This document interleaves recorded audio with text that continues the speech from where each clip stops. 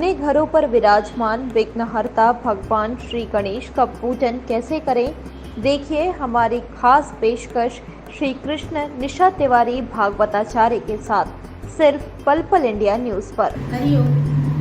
भारत की सनातनी संस्कृति अनेकों व्रतों एवं त्योहारों की संस्कृति रही है और इसी क्रम में वर्तमान में गणेश उत्सव का समस्त भारत में अपितु समस्त विश्व में अत्यंत हर्षोल्लास के साथ इस दिव्य उत्सव को मनाया जा रहा है। भाद्रपद मास की शुक्ल पक्ष की चतुर्थी के दिन भगवान गणेश का प्राकट्य हुआ था। भगवान गणेश रिद्धि सिद्धि एवं शुभ लाभ के दाता हैं। कहते हैं भगवान गणेश की पार्थिव मूर्ति को रखने का विशेष विधान है। पार्थिव पूजन शास्त्र में विशेष पूजन माना गया है और अगर किसी कारणवश पार्थिव मूर्ति आपको उपलब्ध नहीं है तो आप 5 सुपारी लेकर उसमें मौली धागा को बांधकर और चावल के किसी पात्र में रखकर भगवान गणेश का धूप दीप नैवेद्य आदि से विधिवत पूजन कर सकते हैं। आपको उतना ही लाभ प्राप्त होगा जितना कि भगवान गणेश के पार्थिव पूजन से प्राप्त होता है।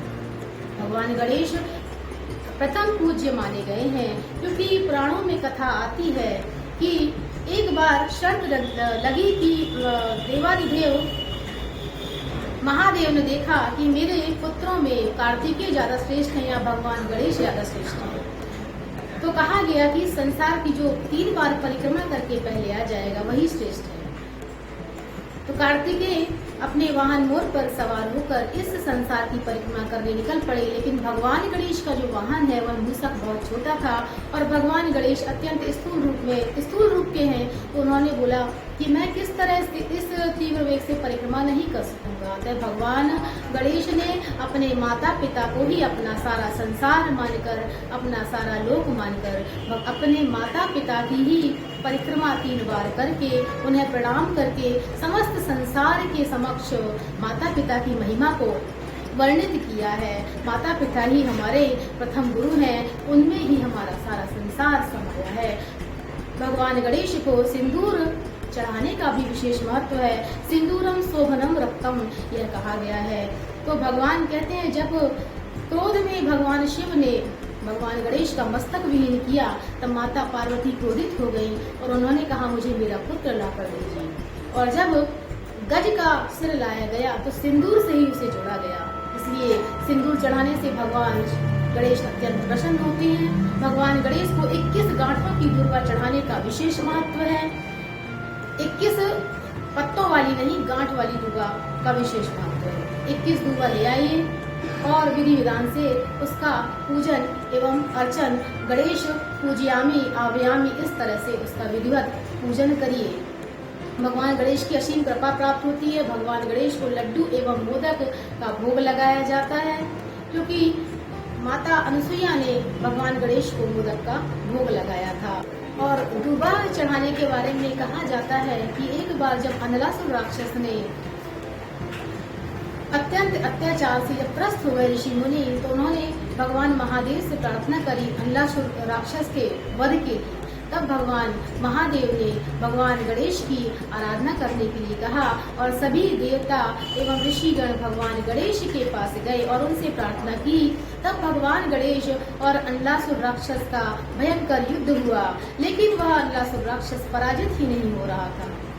तब भगवान गणेश ने उस अनलासुर राक्षस को निगल लिया, जिससे भगवान गणेश के उदर में अत्यंत दाह उत्पन्न हुई, अत्यंत पीड़ा उत्पन्न होने लगी। तब महर्षि कश्यप ने उन्हें 21 गांठों का जो दूबा होता है उसे खाने के लिए दिया, जिससे भगवान गणेश की दाह शांत हुई, जो ज्वाला है, जो ज्वलन है वह शांत हुई। और तब से भगवान गणेश को दूबा चढ़ाई जाती है, वह उन्हें अत्यंत प्रिय है।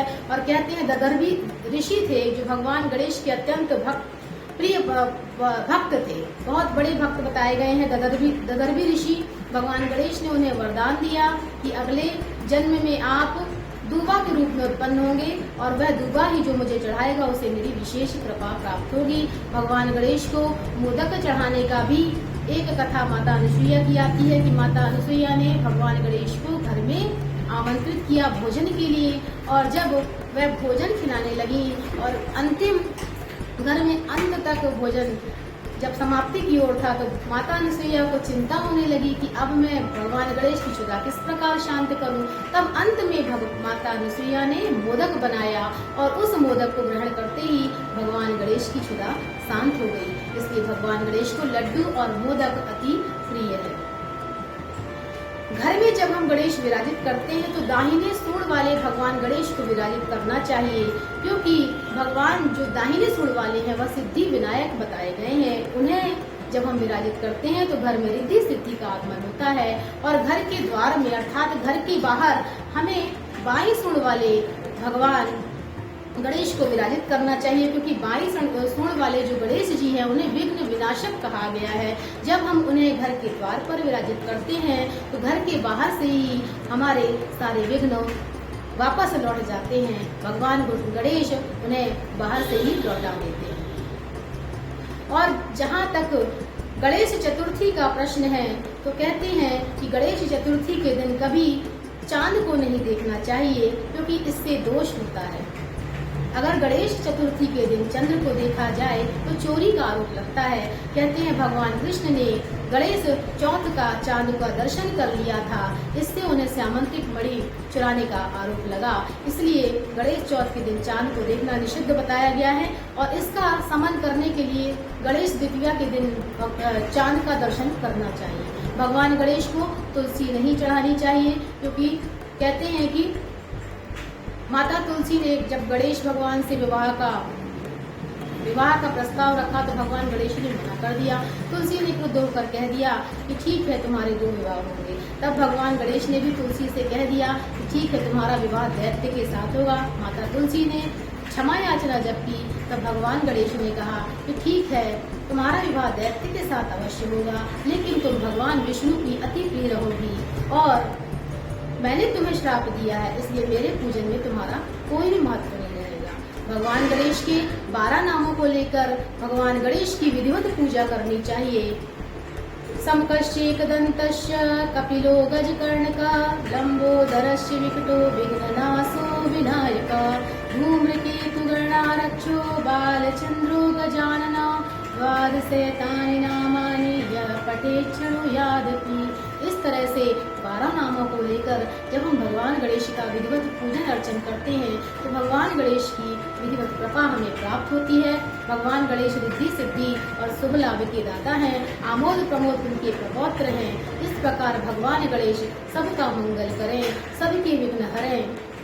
इसी कामना के साथ मैं निशा तिवारी आप सभी को गणेश उत्सव की अनंत अनंत शुभकामनाएं प्रेषित करती हूँ। हरि। आप देख रहे हैं पल पल इंडिया न्यूज, हर पल आपके साथ।